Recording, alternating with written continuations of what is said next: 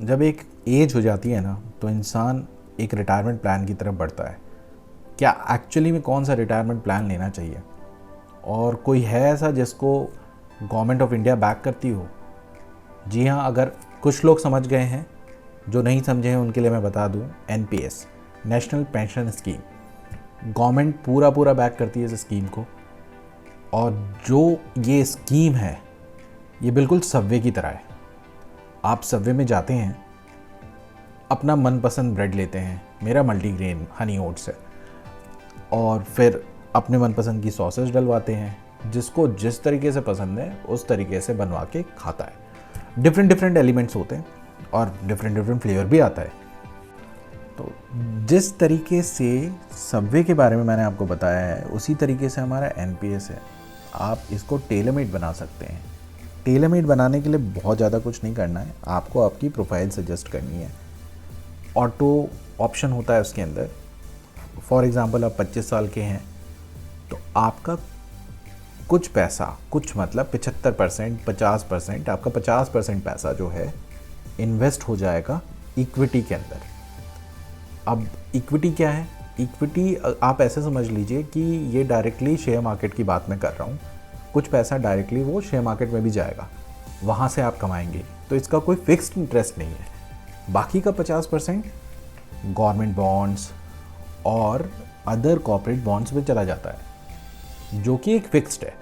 तो इसमें रिस्क कम हो जाता है और इंटरेस्ट ज़्यादा आने के चांसेस हो।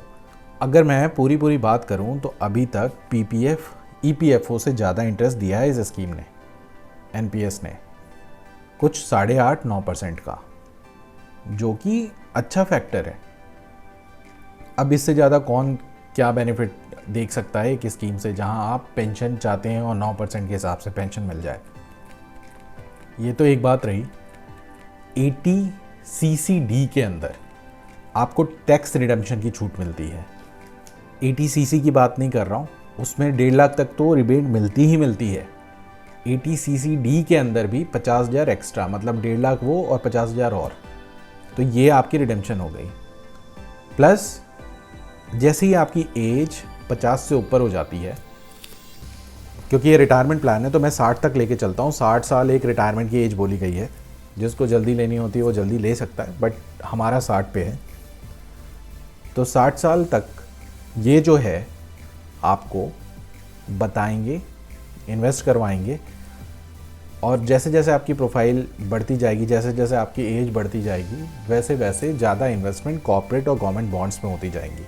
इक्विटी का पार्ट कम करते चले जाएंगे, जो कि एक बहुत अच्छी चीज़ है। ये उनके लिए भी अच्छा है जिनके हाथ में पैसा टिकता नहीं है, क्योंकि ये 60 साल तक का लॉक इन होता है, जो कि बहुत ही अच्छी तरीके से होती है, और उसके पहले आप पैसा नहीं निकाल सकते।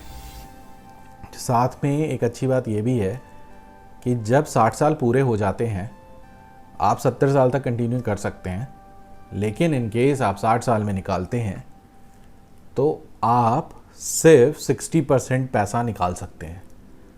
तो अगर 60% निकाल रहे हैं तो 40% का क्या है? तो 40% का मैं बताता हूँ दोस्तों, सब्र रखें। 40% तो वो अमाउंट है आपको एन्युटी प्लान की तरह मिलता है। अब ये एन्युटी प्लान क्या है?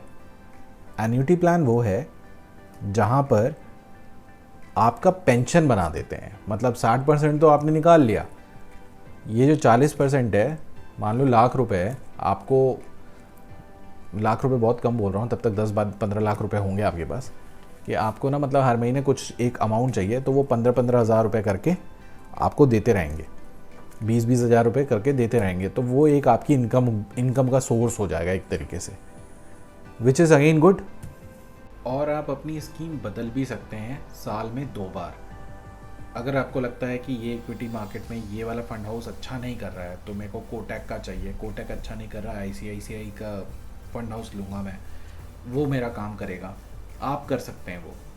तो अपने स्वादानुसार सबवे का चयन जैसे किया था, वैसे ही स्वादानुसार अपनी इन्वेस्टमेंट का भी चयन कीजिए।